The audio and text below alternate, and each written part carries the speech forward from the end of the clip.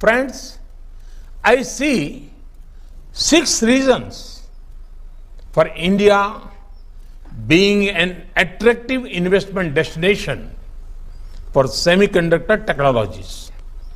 First, we are building the digital infrastructure to connect over 1.3 billion Indians. You have all heard of India's financial inclusion, banking, and digital payment revolution. UPI is the world's most efficient payment infrastructure today. We are using digital technology to transform lives in all sectors of governance, from health and welfare to inclusion and empowerment. We are one of the largest consumers of data per capita, and we continue to grow.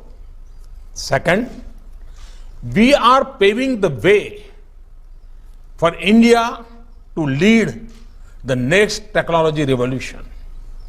We are on our way to connect 600,000 villages with broadband.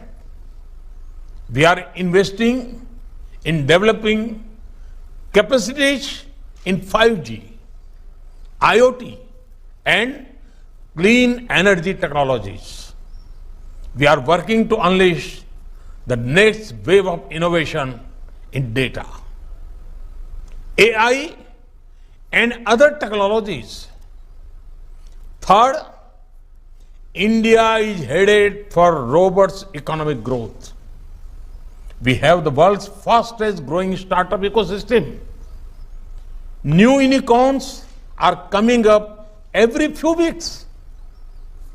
India's own consumption of semiconductors is expected to cross $80 billion by 2026 and $110 billion by 2030. Fourth, we have undertaken wide-ranging reforms for improving ease of doing business in India. Last year, we abolished more than 25,000 compliances and gave a push towards auto renewal of licenses.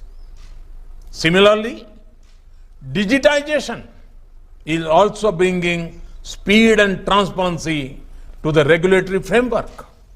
Today, we have one of the most favorable taxation structures in the world.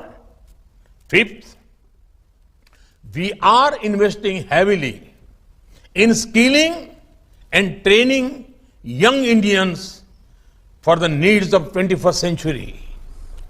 We have an exceptional semiconductor design talent pool, which makes up to 20% of the world's semiconductor design engineers.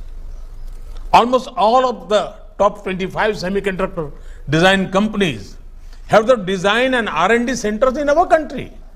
And sixth, we have undertaken several measures toward transforming the Indian manufacturing sector. At a time when humanity was fighting a once-in-a-century pandemic, India was not only improving the health of our people, but also the health of our economy.